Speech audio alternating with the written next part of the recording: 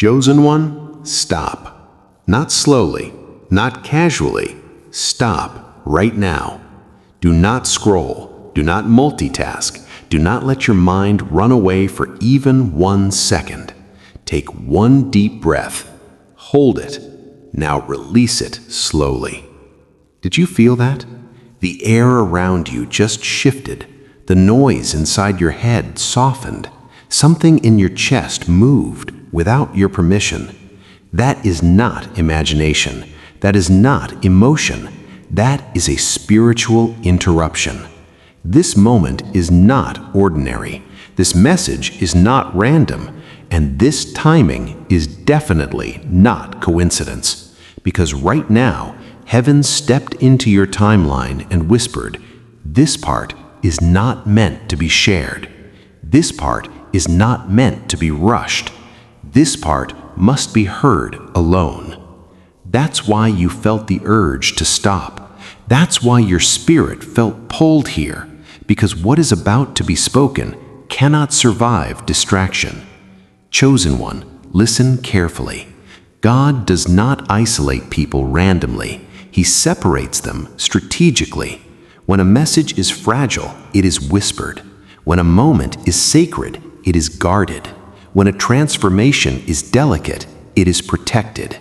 You were pulled out of the noise because the next instruction cannot pass through fear, old wounds, people's opinions, or emotional chaos.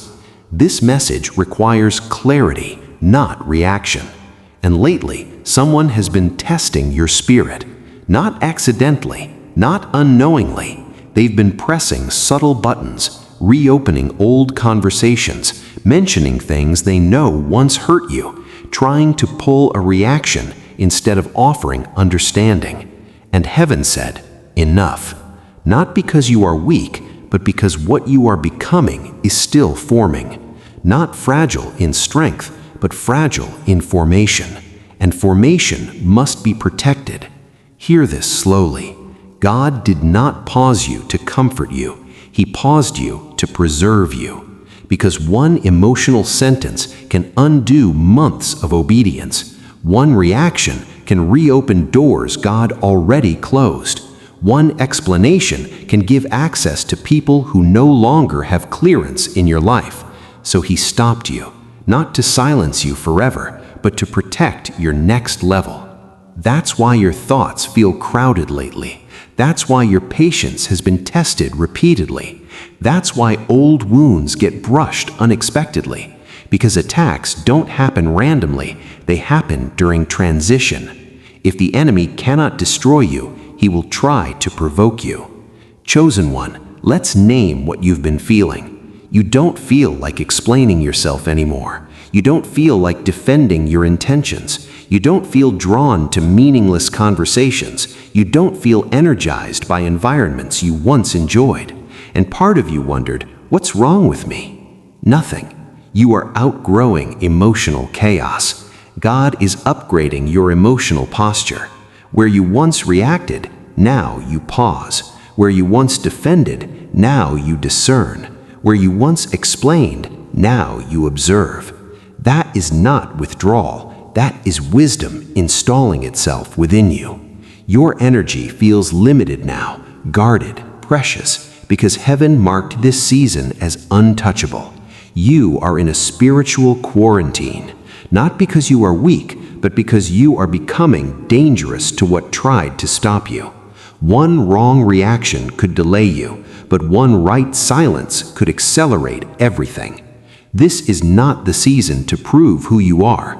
This is the season to protect who you are becoming.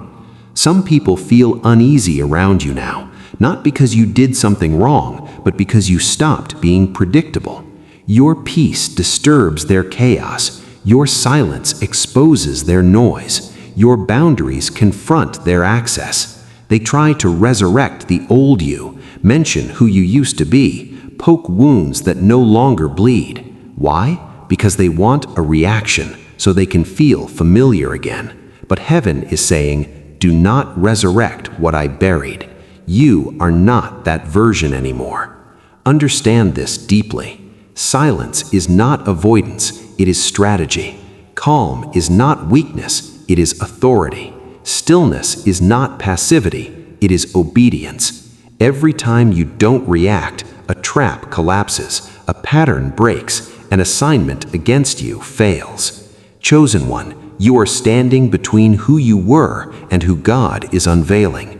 And this space is sacred but dangerous, because both heaven and the enemy are watching your response. Right now, God is building something greater than blessings: discernment, the ability to feel what's off without proof, to walk away without closure, to trust peace over noise. Because what's coming next is direction, and direction must be received with a clear spirit, not a crowded mind, not a wounded heart. God is about to reveal motives, expose intentions, shift relationships, confirm paths, open doors no one can shut. And you won't need to fight. You won't need to explain. You won't need to confront. God will handle it. What hurt you privately, He will address publicly. What confused you silently, He will clarify openly. What wounded you deeply, He will redeem completely.